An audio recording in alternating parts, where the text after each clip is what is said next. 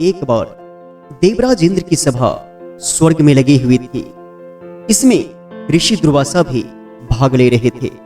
जिस समय सभा में विचार विमर्श चल रहा था, उसी समय सभा के बीच में पुंजिक स्थली नामक इंद्रलोक की अप्सरा बार बार इधर से उधर आ जा रही थी।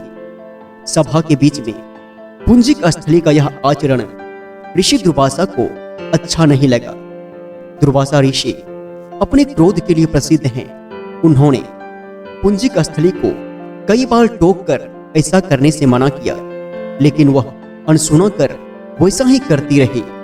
तो ऋषि दुर्वासा ने कहा, तुझे देव सभा की मर्यादा का ज्ञान नहीं। तू कैसी देव अप्सरा है जो बानरियों की तरह बार बार आ जाकर सभा में व्यवधान डाल रही है। जा, तू अपनी इसी आदत के कारण तू बानरी हो जा। दुर्वासा ऋषि का शाप सुनकर पुंजिक स्थली सन्न रह गई।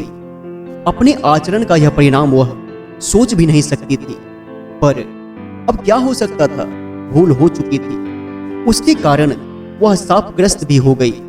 उसने हाथ जोड़कर अनुनय विनय कर कहा, हे ऋषिवर, अपनी मूढ़ता के कारण यह भूल मैं अनजाने में करती रही और आपकी वर्जना पर ध्यान भी नहीं दिया। सभा में व्यवधान डालना मेरा कोई उद्देश्य नहीं था। कृपया बताइए कि अब आपके इस शाप से मेरा उद्धार कैसे होगा। अप्सरा की विनती सुनकर ऋषि दुर्वासा पसीज गए और बोले, अपनी इस चंचलता के कारण अगले जन्म में तू बानर जाति के राजा बिरज की कन्या के रूप में जन्म लेगी। तू देव सभा की अप्सरा है, इसीलिए तेरे गर्भ से एक महान बलशाली, यशस्वी और प्रभु भक्त बालक का जन्म होगा।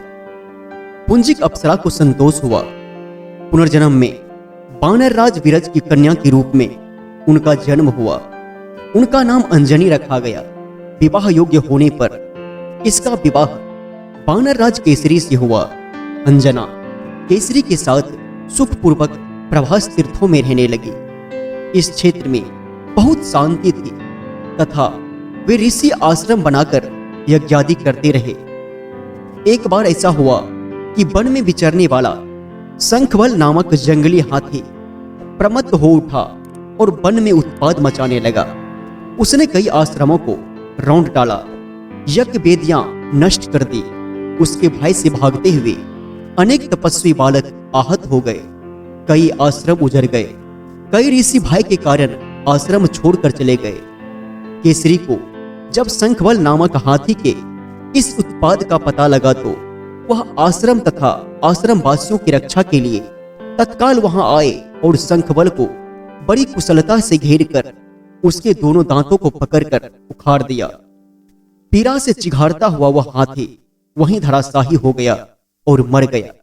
उनके अचानक पहुंचने तथा आश्रम की रक्षा के लिए केसरी के अचानक पहुंचने तथा हाथी को मारकर आश्रम वासियों को निर्भय कर देने वाले केसरी का ऐसा बल देखकर ऋषि मुनि बहुत प्रसन्न हुए और केसरी के पास आकर आशीर्वाद देते हुए कहा, बानर राज केसरी, जिस प्रकार तुमने आज हम सबकी तथा आश्रम की रक्षा की है, इसी प्रकार भविष्य में तुम्हारा होने वाला पुत्र पवन जैसे वेग वाला होगा और रुद्र जैसा महान बलशाली होगा। तुम्हारे बल तेज के साथ साथ उसमें पवन और रुद्र का भी तेज व्याप्त होगा। केसरी ने कहा, ऋषि वरों, मैंने तो बिना किसी कामना के प्रमत्त हाथी का, जो किसी प्रकार बस में नहीं आ रहा था, मारकर आपकी इस यज्ञ भूमि को निर्भय किया है। आपका दिया हुआ स्वतः आशीर्वाद मुझे सिरोधार्य है। केसरी ऋषियों को प्रणाम कर चले गए। समय आने पर अंजना के गर्भ से एक बालक का जन्म हुआ। उसमें अपने बाल्यकाल से ही ऋषियों द्वारा दिए गए आशीर्वाद का तेज छलकने लगा। आश्रमों में वह पवन के वेग की तरह इधर से उधर जहां तहां पहुंच जाता।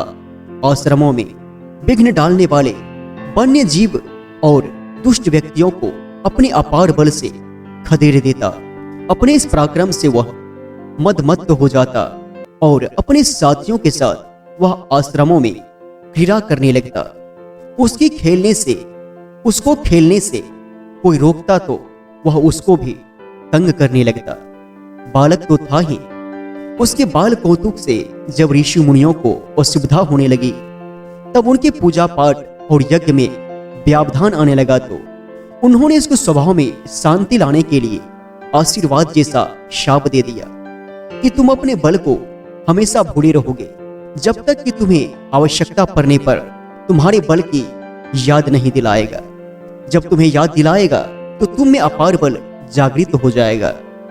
इससे वह बालक शांत स्वभाव का हो गया। केसरी नंदन बालक आगे चलकर हनुमान नाम से प्रसिद्ध हुआ।